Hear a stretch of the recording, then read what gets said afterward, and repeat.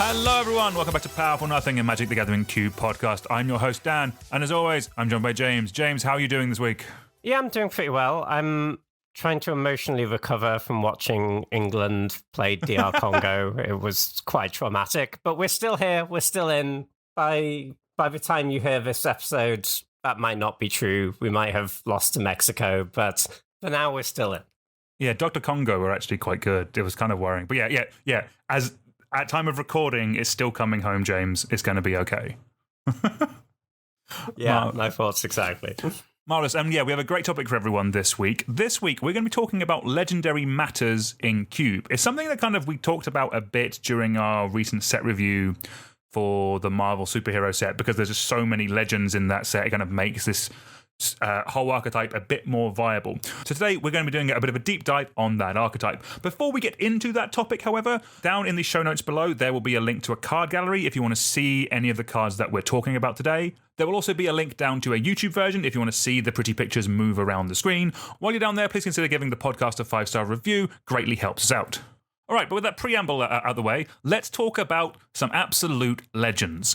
So, the Legendary Matters archetype is definitely something that's kind of got just way more juice over the last couple of years. And it's primarily because it's an archetype that is just tremendously benefiting from the way they are designing Magic over the last couple of years. Like, creatures and creature-based strategies are getting better. Like the Vintage Cube now is more about playing to the board more than it ever was.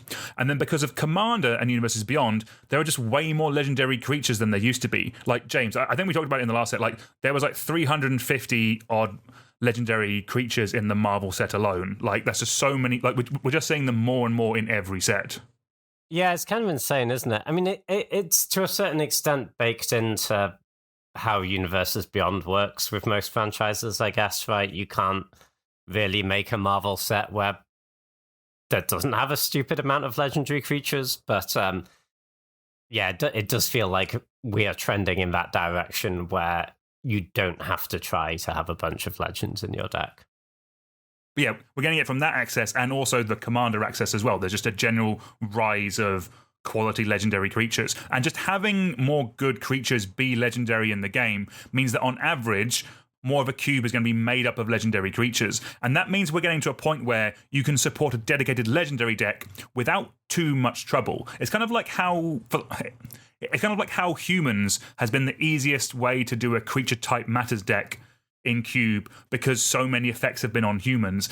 Nowadays, so many effects are being printed on legendaries that very quickly this will become the number one creature type matters archetype. Like in the Mitgo Vintage Cube at time of recording, around 29% of the creatures in the cube are legendary. And that's just the regular cube without even trying to support this archetype. Yeah, exactly. And because we're in most formats, legends come with a downside, right? And they just don't in Cube because we're playing Singleton anyway. So this is, if it's something you want to support in your Cube, it's really not difficult to get that critical mass that you need. Yeah, exactly. And yeah, if you just do a search for your cube in CubeGrober, you will find that a lot of the creatures in your cube are going to be legendary. And basically, to turn this into an archetype or a package, it's a few easy changes that we're going to be going through today. And what's nice about this archetype compared to other creature type matters archetypes is that we don't really have to run too many bad creatures. Like it's not like we're supporting elves or goblins where we have to run a bunch of cards that are very narrow and only go in that deck. So, most legendary creatures that we're getting nowadays are actually going to be pretty pushed. Yeah, for sure. And even though it isn't, obviously legendary isn't technically a typal thing in the same way as elves and goblins, right? It's a super type, not a creature type. But I do think that is the right way to think about it, is kind of just a label that comes on our creatures in Cube, right? And it's more abundant in Magic now than any creature type ever has been. And we are getting more and more actual decent payoffs that make it worth pushing as a theme. So yeah, quite an interesting one to look into, I think, actually. Nice. So let's kind of strip it back and actually kind of go over what is the archetype trying to do. So effectively, The Legend Matters archetype is rewarding us for playing a bunch of legendary creatures. What it wants is a wide board state of legendaries and a bunch of effects that reward us for playing legendaries. Like, at its heart, it is that kind of typal matters deck. It is kind of like elves, it's kind of like goblins. But yeah, as James mentioned, instead of the creature type mattering, it's the super type. The deck still functions like those type of decks. Like we still want... We want the deck to be made up of a bunch of legendary creatures, and then we want effects that help out those legendary creatures. We want lords. We want things that maybe buff up the power and toughness of legendary creatures. We want cards that maybe make them cheaper, or maybe give them protection or a keyword. Basically, you're building up this board state, you're turning them sideways, and you're winning. At its heart, it is a classic creature strategy because legendary creatures are all creatures. Because of the colors of the payoffs, generally speaking, this is going to be a Naya-based deck. And Naya, at its heart, in Cube nowadays, is very creature-centric. Kind of, James, would you kind of go along with that? Yeah, I think that's certainly like the most straightforward way to build it. It has the a lot of the best payoffs are concentrated in those colors, and as you say, to have a lot of legendary creatures, we first need to want to play a lot of creatures, and that tends to be what Naya is about. Like blue control decks aren't easy to pivot into this space in the same way as your red-green or your white-green decks are. Exactly, and it's... I think it's we're saying, like it's Naya at its core, but with Cube, if your mana is good, there's nothing stopping you splashing here and there. But like at the core of the deck, what you'll see as we start going through some examples of cards is that the core of the deck is that kind of Naya base. And then the other thing to talk about is what power level of Cube could this go into? Personally, I am of the opinion that this could go into a pretty high-powered cube all the way down to some more budget cubes, but worth saying it from the bat, James, I don't think this can go in the most powerful cubes that are just running efficient cards. And like, we're not running bad cards in this archetype, but we still need room to make some choices in cube construction to support it. So I think that's largely true at the moment. Yeah, I do wonder about, with a couple of these very powerful payoffs, sort of specifically Mox Amber, I do wonder if we're just at the point in, or close to the point in Powered Cube where we could just put that card in and maybe it would be pretty good, you know, like maybe you can get enough legends enough of the time now. But yeah, in general, for these like slightly more build-aroundy payoffs, I think you're probably not looking at Powered Cube, but you're looking like just the next level down from that, because you want it to be a high enough power level cube that you can run all these cheap, efficient, and powerful legends, right? Because the way most of the payoffs work, you know, we don't want to be all about legends that cost 4 and 5 mana. We want to be starting to cast legends on turn 1 or turn 2. Yeah, exactly. Yeah. This is quite a curve out. It's kind of it's a curve out beatdown deck with some added synergy, but the synergy is that they're all legends. And kind of how we split this up is. We've kind of got like a more higher powered optimal version of this list, and then we have a more budget version as well. So we'll go over both in this episode.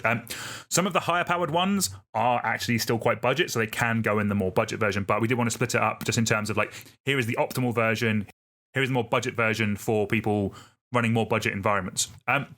Yeah, James, as you touched on, Mox Amber might be the strongest card here, potentially. Mox Amber, 0 mana, legendary artifact. Tap to add 1 mana of any colour among legendary creatures and planeswalkers you control. Jesus, this is $75 now. I only just realised that. Wow. Yeah, very powerful card, which, if you're building around it, if you have those cheap legendary creatures, this is a free Mox in your deck. But also, it's a free Mox that only you want. You're going to get past it in a cube. That's quite tempting. What do you think about Mox Amber in this deck where... It's really what we're saying.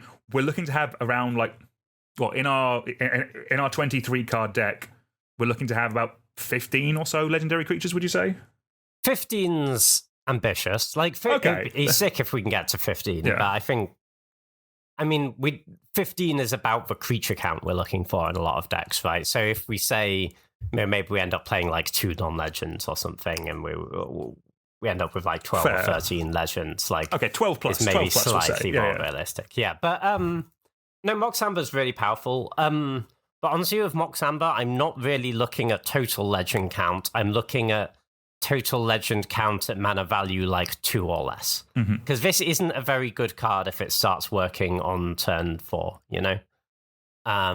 You really need that early legend to get the explosive curve out. Because the dream, right, is, let's say you play like a Ragavan, for example, on turn 1, then you could go Mox Amber, play another 1-drop right away. Is given with not talking about powered cubes here, like that's going to be a faster start than anyone else can do. But there are going to be, even in a deck where you build around it well, there are going to be draws where it's awkward, like they just kill your first legend and it just doesn't tap for mana until a bit later into the game, where maybe it doesn't matter so much anymore. But the draws where it works, Mox Amber's really, really powerful. No, exactly. And a card it'll pair up really nicely with is one of the bestest boys in all of Magic is Yoshimaru Ever Faithful. It's a single white for a 1/1 legendary creature dog that says, whenever another legendary permanent enters the battlefield under your control, put a +1 counter on Yoshimaru Ever Faithful. This is kind of one of the peak examples of cheap white creatures that we're going to play this, and then we're going to play our Mox Amber. It's going to get a counter. We're going to play another 1-drop afterwards. It's then going to be a 3/3 on turn 1. That's very strong, and this is a great example of a reward that this deck is after. It's a cheap, aggressive creature that can really start beating down. Yeah, for sure. Yoshimaru is really good. We made the comparison to the Humans Typal deck earlier, right? Like, this is Champion of the Parish, but for Legends. But it's actually kind of better because it's legendary permanent. So this also is going to trigger off Planeswalkers, legendary lands entering. This can get pretty big pretty quickly. No, exactly. We will go through a bunch more 1- and 2-drop aggressive creatures that are good in this archetype in a little bit when we get to the support section. But let's just go through some more high-powered kind of payoffs, as it were. One way that this deck can get more powerful is by, we've seen a card like Yoshimaru. It comes down cheap, it gets bigger, it grows. But then having some Lord effects. Again, it's a Typal Matters deck. We want Lord effects. We have cards like Flowering of the White Tree. That's white for legendary enchantment. That says legendary creatures you control get +2/+1 and have Ward 1. It also buffs our non-legendary creatures, which is also nice. And then you have a card like Hajar Loyal Bodyguard. This is a red and a green for a 3/3 legendary creature human soldier with sacrifice it. Legendary creatures you control get +1/+0 and gain indestructible until end of turn. So it's a nice little anthem effect and also protection. Because again, this is a board-based deck. These decks would love to run a card like Heroic Intervention, but you don't always get them into cube. This is a protection effect for this deck, and also it's that little extra bit of power buff if we want to trade up with some creatures. Kind of like, how do you feel about Lord effects in this type of deck, James? Yeah, I think this is where you want to be. It's I think there's a variety of approaches you can take to the Legends Matter archetype. It doesn't all have to be go wide beatdown, but I think it is kind of the easiest to build, and these go wide effect, these Lord effects are going to be really good, especially something like Flowering of the White Tree, right? Where you might just be supporting a go wide white deck already, and this is just, it gets a little bit better if you're also happen to have lots of legends, but it's already like pretty reasonable as just an anthem, right? I think it's one of the quite nice things about this as a package is that a lot of the cards don't ask you to be all in. I think often the way it'll be is, you have the ones that are quite all in, like Mox Amber, and they maybe get played slightly less of the time, but they're really good when they do get played. And then you have stuff like Flowering of the White Tree, which is a more reasonable card on its own, right? Because it's just +1/+1 to your team for 2 mana. Yeah, exactly. A token deck will just run that. It can get into a cube without having to be in this archetype, which is nice. Exactly. And that's a bit easier to slot in, although the double white cost is not nothing. No, I'd agree. Some other cool payoffs that I want to touch on are We have cards like Senu, Keen Eye's Protector. That's 1 and a white for a 2/1 legendary creature, Bird Scout with Flying Vigilance. You can tap it to exile it to gain 2 life and scry 2. And whenever a legendary creature you control attacks, if it isn't blocked, if it is exiled, put it onto the battlefield attacking. And then you have a card like Merry Esquire of Rohan.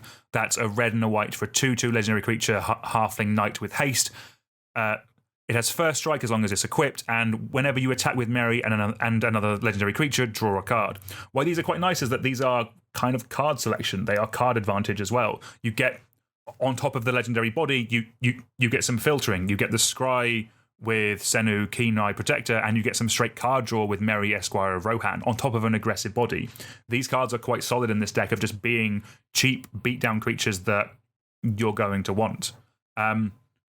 We then get a cool win con with Eowyn Fearless Knight. This is 2 red and a white for a 3/4 legendary creature, human knight with haste. And when it enters the battlefield, exile target creature an opponent controls with greater power. Then legendary creatures you control gain protection from each of that creature's color until end of turn. Like, there's a world where you curve out into this. If we're just playing a bunch of like Isimarus and Ragavans and that kind of stuff, we curve out into Eowyn. We're going to exile our opponent's best creature, and then our whole board could be unblockable. That's quite a lot of damage. That is a very cool effect in a board state of legendary creatures. Kind of, James, what do you think about, like, I know I just threw off a bunch of creatures, but what do you think about those ones? Yeah, Eowyn's cool. I hadn't thought about that card in a long time, but it is, because it's not a weak card on face of it, 'cause it's, it's not a Fiend Hunter. The creature's just gone. Even if they kill Eowyn, they don't get that creature back. And that protection effect is, that can break a board stall really easily. But one thing you do just have to be careful about is if you make a bunch of attacks assuming your creatures have protection from lots of colors, and then they kill this and make some upsetting blocks for you, you just need to bear in mind that that's a possibility. But no, there's some cool payoffs here. And yeah, I think the payoffs are generally, like, they're not so powerful that it would be worth doing loads and loads of work to get them to work. But you kind of don't have to do loads of work. You just have to make a few slightly different choices, and then I think you get some pretty good cards out of it. So yeah, I think they're in quite a nice place. Exactly. So there's 2 bits of interaction and then 2 lands I want to go over before we kind of just briefly touch on a more budget environment of this. We have Banished to Another Universe, which I quite like. It's 4 and a white for an enchantment that says affinity for historic permanents. So historic permanents are importantly legendaries, artifacts, and sagas. When it enters the battlefield, exile target non-land permanent an opponent controls until Banished to Another Universe leaves the battle. So this is a nice Oblivion Ring effect that could cost very cheap in this deck. And then we have a cool one, Urza's Ruinous Blast. This is 4 and a white for legendary sorcery, which, as a reminder, you can only cast a legendary sorcery if you control a legendary creature or planeswalker. And it says exile all non-land permanents that aren't legendary. It's not often that a aggro deck gets to run a board wipe, but if you are getting to that 12 legendary count, which we'll go over in a bit how you're going to be able to do, this effectively could be a one-sided board wipe. That's quite cool. What do you think about these 2, James? Yeah, as Ruinous Blast is really powerful if you have enough that density of legends. You are going to want quite a lot because you're an aggro deck. You're not going to want to be killing your own creatures with this, and obviously you can't cast it at all if you don't have any. But when it works, it's going to be really, really good. Like, if it's not hard to imagine a scenario where you're just in a bit of a board stall, you cast this. Your opponent is left with like 1 creature and you have a bunch. But it is, it is worth remembering with cards like this that just because you're the Legends deck, you're not the only person who is going to have legendary creatures in their deck. It won't kill all your opponent's board most of the time, but it will hopefully be killing a lot more of their creatures than it's killing of yours. I also just really like the legendary sorceries as a template. I think there's a slightly different version of the Legends deck where you lean into it a bit more, and the Yawgmoth's Vile Offering is another really good one. That's a 4 and a black legendary sorcery. you destroy one of their creatures and reanimate something. Yeah, that one's pretty tight. Yeah, for sure.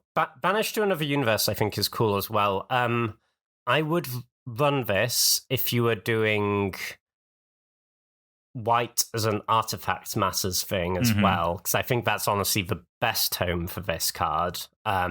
Just because it's like, it's easier to have 4 artifacts in play than 4 legendary creatures in play, right? Yeah, Generally. that's fair. Treasure and all the stuff that comes with it nowadays.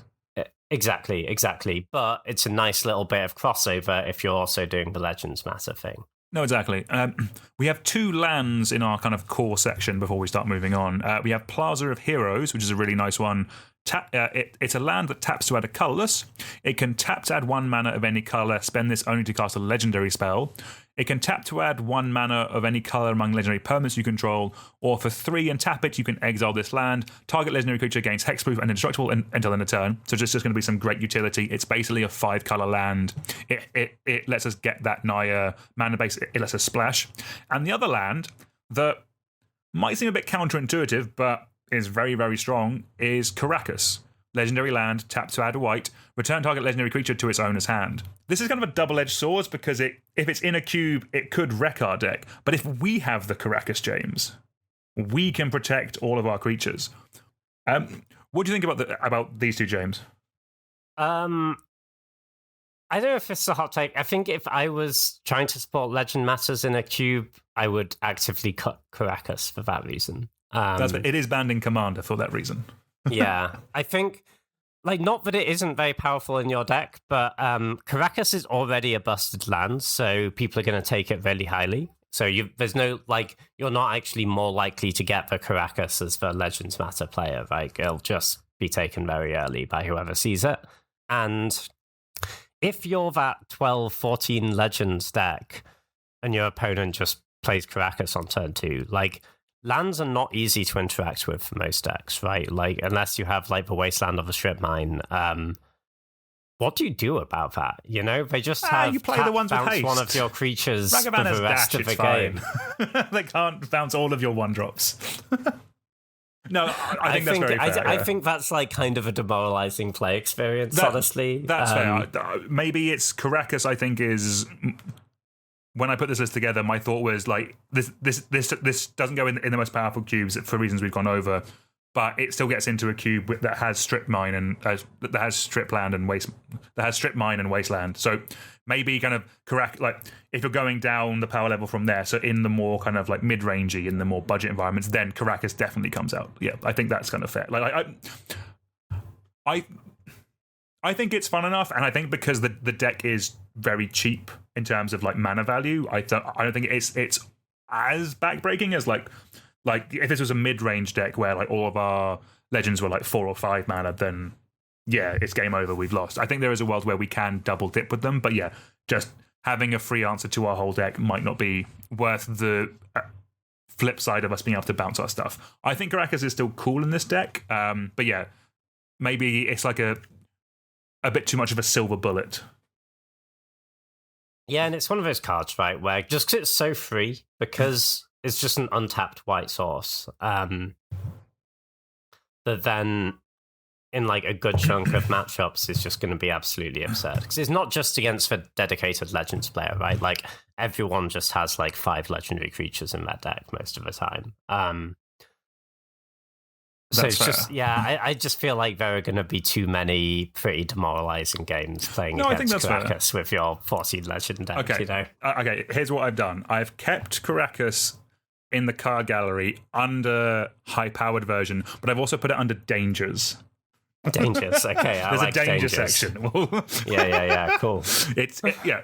A little asterisk, I think, next to it, maybe. So that's kind of like the core package. There is a budget version I'll run through very quickly. We won't go, basically, this is more of it's cards doing similar things to what we've gone over, but for a bit more of a budget. You have a card like Avarad the Cursed, which is 3 white and a black for a 3/3 uncommon Death Touch lifelink that buffs up our legendaries with 2 power, 2 toughness. We have a card like Rising of the Day, which is 2 in a red for an enchantment. Creatures you control have haste, and legendary creatures you control get +1/+0. And then you have Bard class that's a red and a green for a enchantment class. I'll read the first part, which is legendary creatures you control enter the battlefield with an additional +1/+1 counter on them. These are our kind of more budget, slightly lower powered level buffs. They're doing a similar thing to Flowering of the White Tree, just a bit less efficiently and a bit more on budget. We have cards like Arbaz Mir, which pings an opponent when a historic permanent comes into play. We have some cool tutors like Thalia's Lancers, and you have some card selection with a card like Board the Weatherlight. That's a 1 and a white for uncommon sorcery. Look at the top 5 cards of your library. You may reveal a historic card from among them, put it into your hand, put the rest on the bottom of your library in a random order. Again, in a more budget environment, in a slower environment, that's pretty good. We have cards like Hero's Blade, which is a cool equipment, again, in a lower powered level environment that can buff up a legendary creature. It's 2 generic for an artifact equipment. Equipped creature gets +3/+2, and whenever a legendary creature enters the battlefield under your control, you can equip the Hero's Blade to it. Otherwise it equips for 4. In a deck where we're going to be running a bunch of 1-drop, like where like Zergo Bellstriker can get in, making it a 5/4 on turn 2 is pretty solid. And then we also get a budget land for this deck, Great Hall of the Citadel. It's a land that taps for a colourless, and then we can pay 1 and tap it to add 2 mana in any combination of colours, spend this mana to only cast legendary spells. Like, that's a nice filtering land that does a thing that we want, but it's for a more budget environment. What do you think of these kind of selection, James? I know they're kind of a bit, not all over the place, but like it just shows that there is depth lower down the power level for this type of archetype. Yeah, I think once you step away from super high power level cubes, there's certainly depth in that there's there's sort of replacements for the more powerful cards we talked about. But I think there's also scope for the deck to be doing slightly different things if you want it to, right? Like, I think there's scope for it to become a bit more of a multicolor deck, a little bit of a slower deck. I actually really like the legendary fixing lands because I think they give you access to really powerful fixing that no one else can use. And I think, one part of what you can run into with these decks, right, is just like the legends you see aren't in the right colors and they're hard to splash. And these lands can help solve that problem. So yeah, I like Great Hall of the Citadel. I like is it Interplanar Beacon is quite good. Plaza of Heroes is quite good. So there's certainly out to be more colors. Even a card like Kefis, the Hidden Hand, I think can be quite interesting in the right cube. That's for Abzan for a 3/4. You can exile 2 legendary cards from your graveyard, and that sort of lets you Yarg Will for legends, essentially, until end of turn, which is quite a cool card. And it also makes your legends one cheaper to cast. So yeah, I think once you're away from that, like, ruthlessly efficient high-power cube world where really the Legends deck is mostly going to be a beatdown deck, I think there is potential for a little bit more diversity in what the deck could be doing, right? No, that's really cool. Yeah, I guess once we kind of get a bit slower, we could start doing like some Safi combos or something like that with some cool legendaries. Safi combos, cool. There's some nice ones from original Kamigawa. I think, is it Reiki? It's like 2 and a green, 1/2. Whenever you play a legend, you draw a card. That card's quite cool. Yeah, Reiki does seem like a really cool one.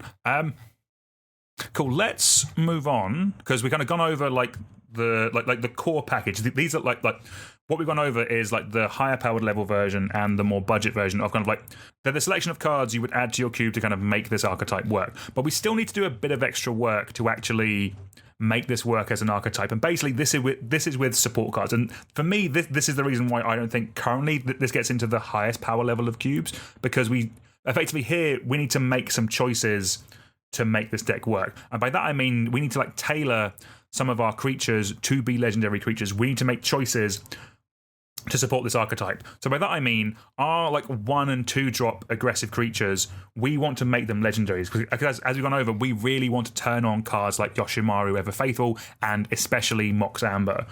These will be fantastic at that. So by this I mean kind of like we're not going to run Savannah Lion, we're going to run a legendary creature version. We're going to run like cards like Basri, Tomorrow's Champion. Importantly, it is a 1-mana, 2/1 legendary creature human knight. It has other text, we care that it's legendary.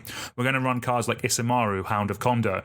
Single mana for a 2/2 legendary creature dog. We're going to run cards like Kithian, Hero of Akros. Single white, 2/1 legendary creature human soldier. Has other text, we don't care. Like a card like Norin, Swift Survivalist, single red, 2/1 legendary creature human coward.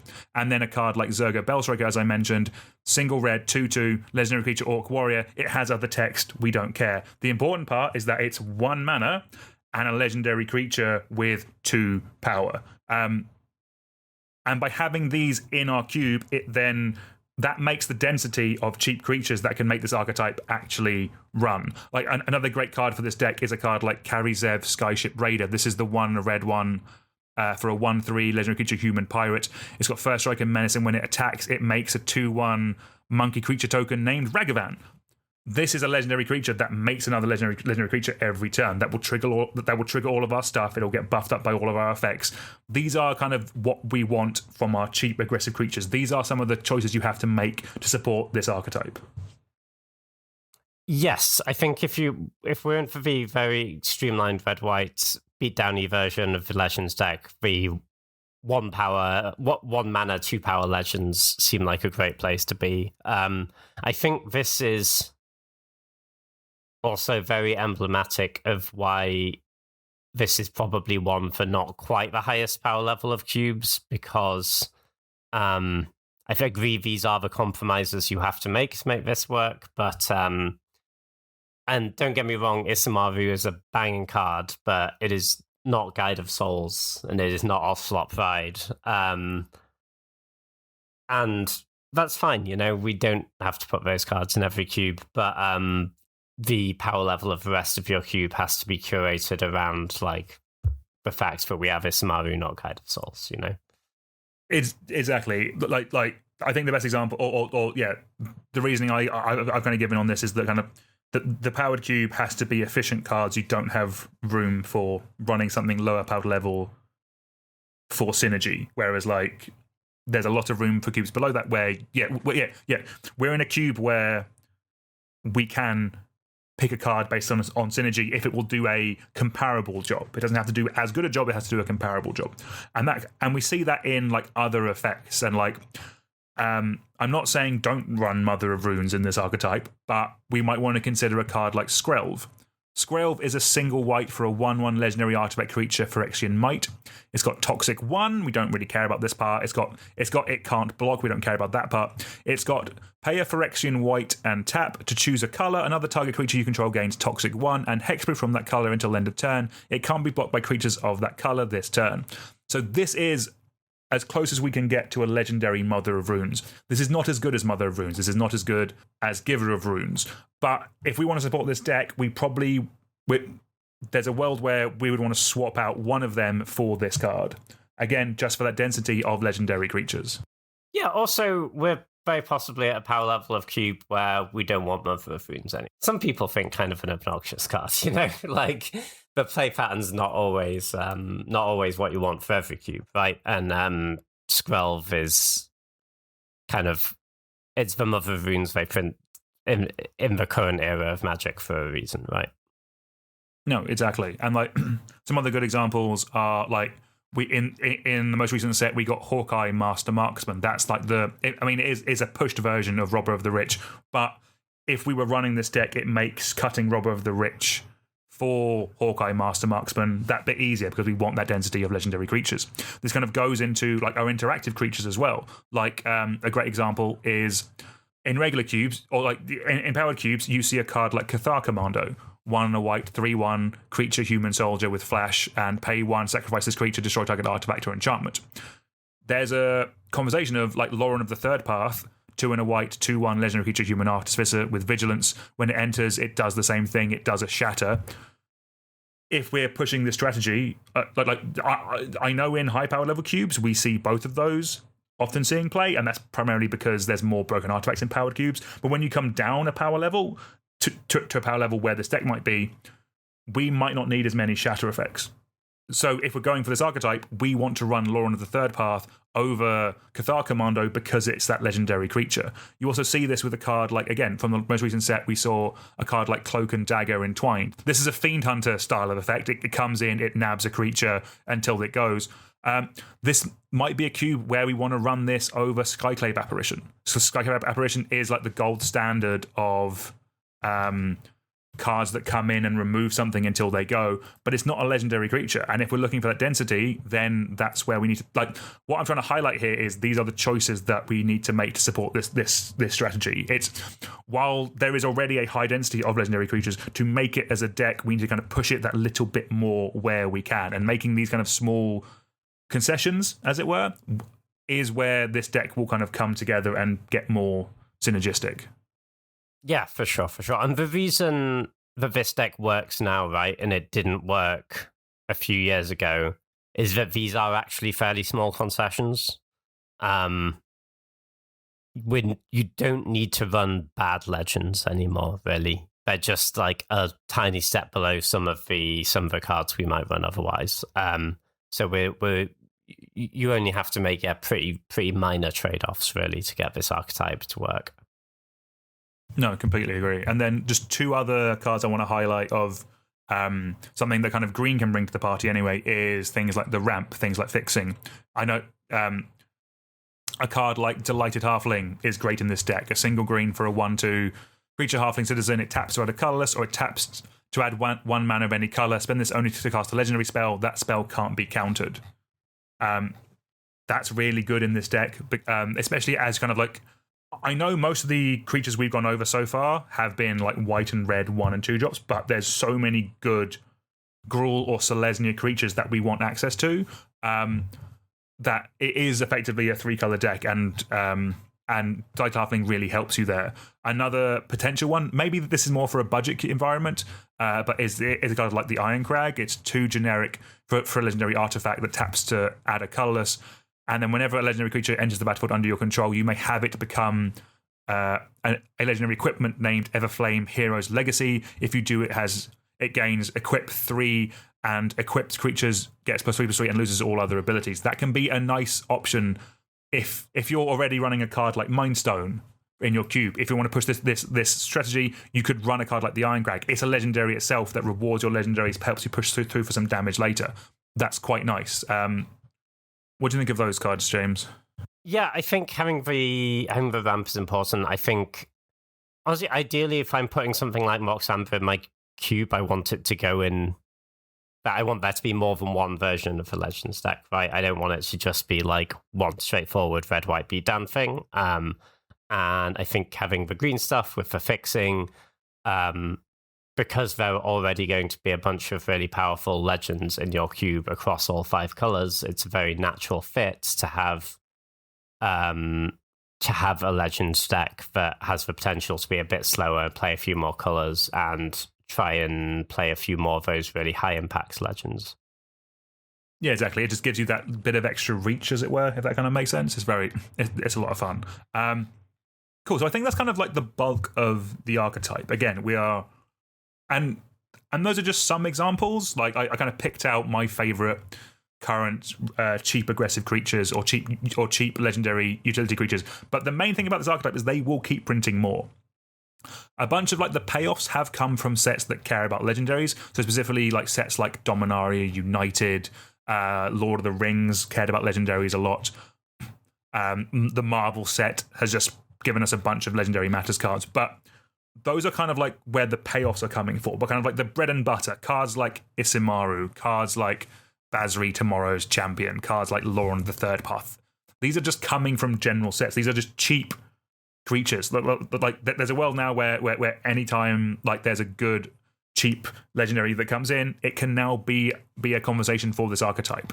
And what we're going to see more, like with Cloak and Dagger, it's one thing the Marvel set really brought forward and kind of for me tipped this over into being a playable archetype, is that because so much of the set was legendaries, it meant they had to put effects that you would normally see on normal cards, on non-legendaries, because they needed that density of legendary creatures and heroes and villains and such. They started putting those effects onto legendaries, and that's the part we're going to see more. And that's where kind of like this kind of like utility section really will get more. We're just kind of like so many more of just the bread and butter cards in your cube will be legendary. Like there will be a legendary Mother of Runes, like one that's better than Skrelv some point in the future, because if I'm honest with you, if they have to print 350 legendaries in the set again, they're going to run out of ideas and they're just going to go back and find effects they already have. We saw it in the Marvel set. They'll do it again, and we're just going to get more of the effects we like and want to run on legendaries. Yeah, for sure. I mean, when they started doing legendary creatures, and for a lot of Magic's history, right, legendary creatures have been quite there, and they always came with like unique and splashy effects because they were trying to like tell a story about who that character was, right? But that's when we got a few legends a set. Like now, half the creatures are legends. That means they're not all that unique and interesting. Most of them are just like reasonable utility creatures, right? And if an effect exists on a non-legendary creature, there's probably a legendary version of it somewhere. I fully expect to see a legendary Thraben Inspector at some point. And if you're listening to the episode thinking about, you need all this critical mass and we've not talked about enough legends, like we're not going to go through and talk about every legendary creature that will go in this deck, because that is half the creatures in your cubes already. You won't need to make that many changes, or like as many as you think. And if you do that cube code research, see how many legends are in there, I think you might be surprised at how high it is.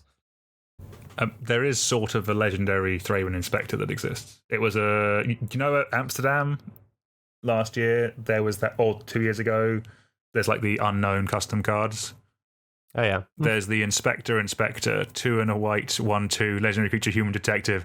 This might be a drawback. Other creatures you control enter the battlefield as copies of Thraben Inspectors, and pay 2 and sacrifice the Inspector to draw a card. Phenomenal. No notes. Get that guy in, man. Yeah. But yeah, I completely agree. I think it's just going to get more and more. There is one thing I want to touch on before we get you all out of here, and that is the dangers of this archetype. And it's kind of like the dangers of any archetype, but I think it's always important to mention them as we kind of do these intros to certain archetypes. And that's like the dangers. Like what can go wrong if you're trying to support this archetype? For me, the main thing is going too deep, is getting lost in the source.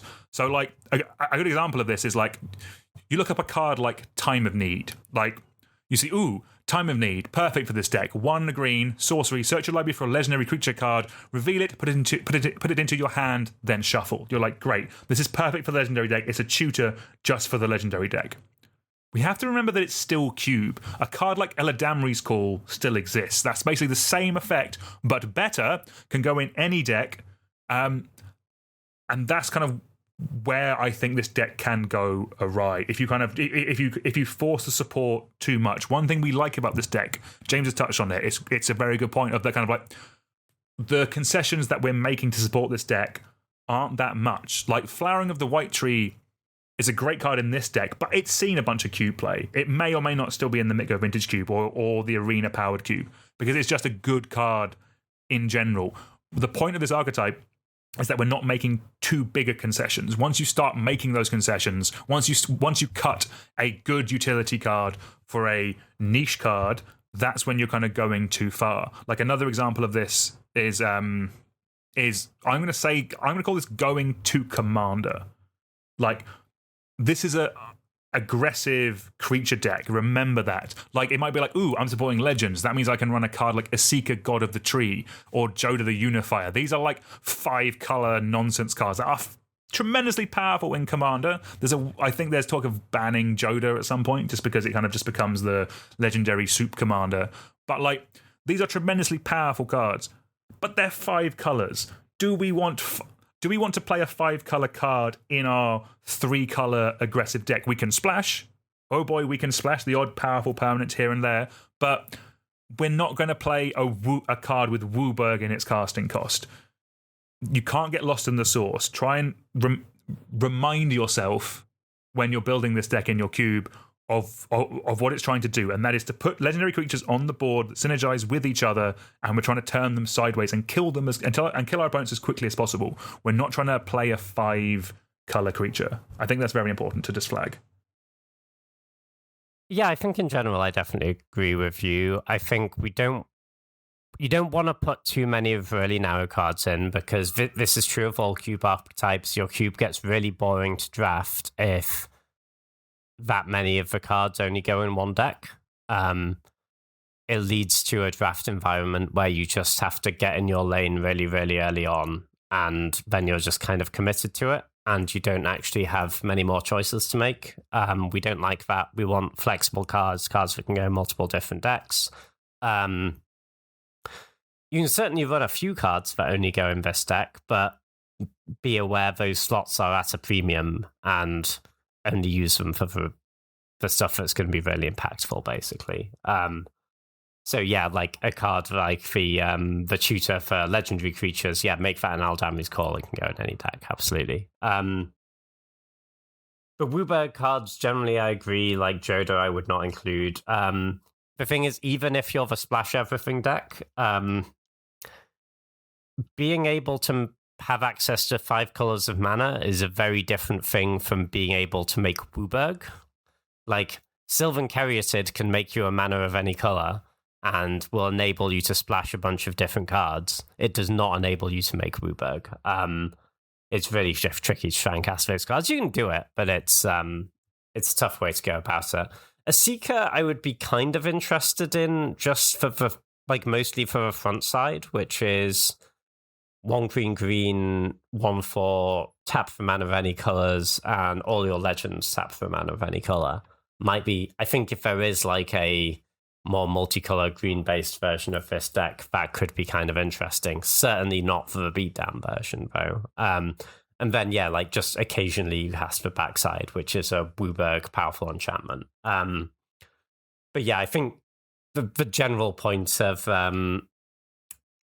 don't get too commandery it's a really easy trap to fall into with cube design. I think partly just because, right, if you have like a cool idea of, I'm going to go and do Legends Matter, and then you do some Googling about it, all the stuff that's going to come up is Commander stuff. And if that's where you get all your ideas from, you can end up going down some routes which then actually end up just getting run over because we're playing cube, not Commander, and people are going to attack you. No, exactly. I think for me, what was nice about this archetype is that I made the list of like the high-powered version and the support cards and the more budget version, and then I went and tried to like double check myself. So me and Scryfall are very well acquainted. I went through and I found all the cards I think go in this archetype. I then went and had a look afterwards to see if there's anything I missed, and I did find I like the Commander version. Yeah, you see. That's where you see Joda, that's where you see Time of Need, that's where those kind of cards came from. Most of this archetype, like the versions we're recommending see play, there's like Canadian Highlander decks that effectively do this.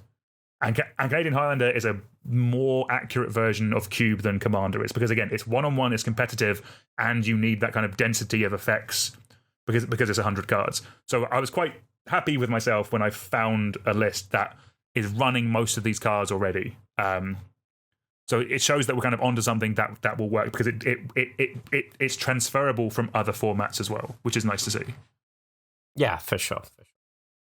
All right, awesome. Well, I think with that's a great place to leave it for today. James, thank you for that, man. I thought that was a good chat. I'm going to need to add this to my cube at some point, because I like I'll be honest, in my cube, I would love to run a Isamaru Hound of Condor. That's kind of the power level my cube is at anyway. So just adding a bit more synergy, I think, is going to be so adding this package as a bit of synergy, I think, is kind of perfect for me. But yeah,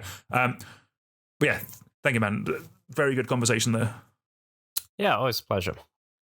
Marvelous. It just leaves me to thank you all very much for listening. Do make sure you like, share, subscribe, give the podcast a 5-star review, a thumbs up, tell a friend. It greatly helps us out. You have been listening to Powerful Nothing. Until next week, it's goodbye from me, and it's goodbye from James, and we'll see you all soon. Goodbye.